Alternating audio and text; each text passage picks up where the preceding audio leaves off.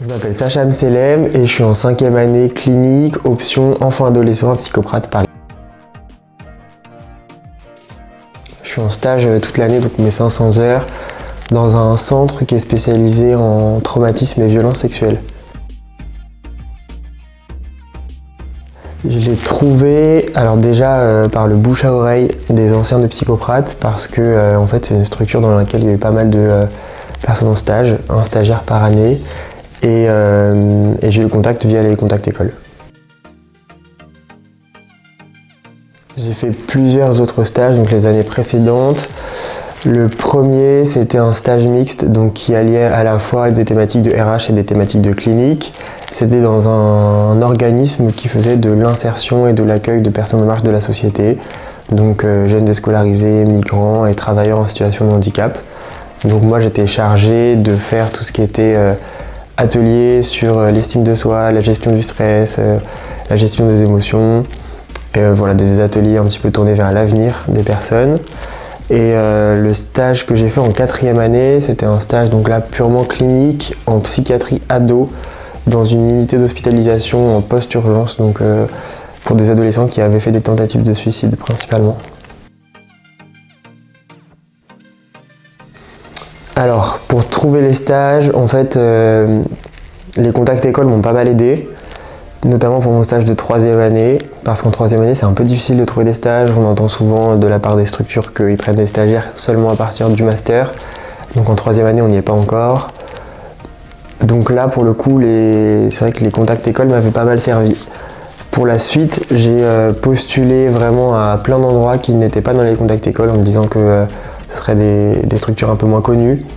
Donc j'ai envoyé des dizaines et des dizaines de candidatures en 4e année. C'est vraiment la seule solution. Et je suis pas mal passé par LinkedIn pour trouver des contacts. Alors en fait, ce que j'ai bien aimé dans mes stages, c'est que ça a été crescendo au niveau autonomie et au niveau montée en compétences.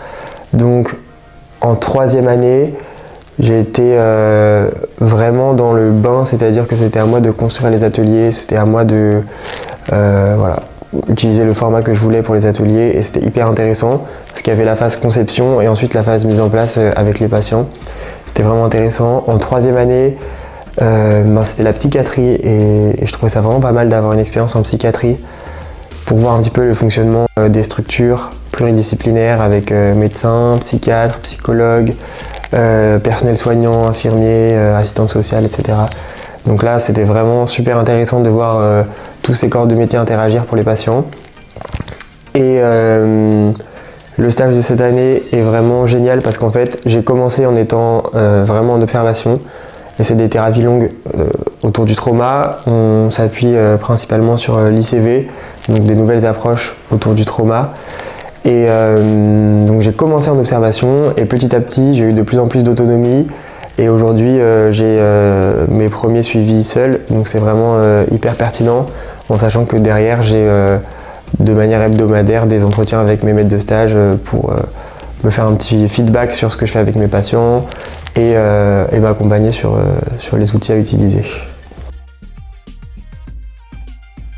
Ça m'apporte quelque chose dans ma vie personnelle, c'est je pense de la maturité et un rythme en fait. Parce que c'est vrai qu'alterner cours et stage, d'autant plus en 5e année où on a 3 jours de stage par semaine, ça donne vraiment un rythme à nos semaines. Et ça c'est vraiment pas mal parce qu'on arrive le lundi, on est en cours, mardi on est en cours, mercredi on est super content d'aller en stage, samedi on est parfois en cours.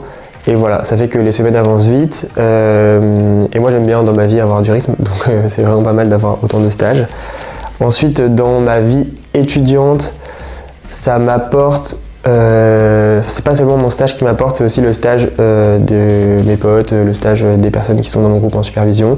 Parce qu'en fait, on va pouvoir un petit peu tous échanger sur les situations qu'on rencontre en stage. Et là, c'est vraiment intéressant parce que ça vient enrichir en fait notre future pratique qui va bientôt arriver puisqu'on est diplômé normalement d'ici quelques mois. Donc, c'est d'autant plus intéressant d'interagir avec tous les étudiants qui sont en stage. Alors, déjà de s'y prendre tôt. parce qu'en fait c'est un peu une grosse charge de travail de trouver un stage.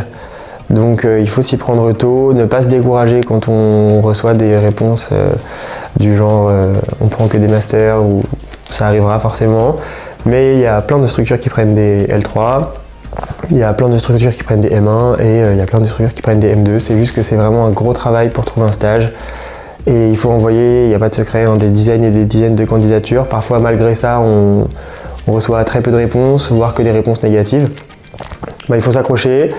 Ne pas hésiter à étendre sa zone de recherche au-delà de l'île de... Enfin, pas au-delà de l'île de France, mais au-delà de la région parisienne et du centre de Paris, parce que c'est des structures qui sont beaucoup demandées. Voilà, faut pas hésiter à aller prendre les transports peut-être 30-40 minutes de plus, et en fait ça nous permet vraiment de dégoter des endroits qui ont un peu plus de place. Et ensuite de contacter vraiment des personnes qui travaillent sur les structures et de ne pas être la candidature classique qui arrive sur la boîte mail avec écrit candidature de stage, parce que ça peut vite être laissé aux oubliettes, mais vraiment d'aller sur LinkedIn, d'aller sur les annuaires des anciens, de contacter. En fait c'est vraiment plusieurs phases. On peut déjà contacter les gens dans un premier temps pour cultiver le réseau, pour qu'ils nous mettent eux-mêmes en contact avec d'autres personnes. Il ne faut pas que le premier contact ce soit direct un objectif trouve un stage, parce que ça ne fonctionne pas toujours. Donc voilà, je dirais le réseau, le travail acharné et le courage. Voilà.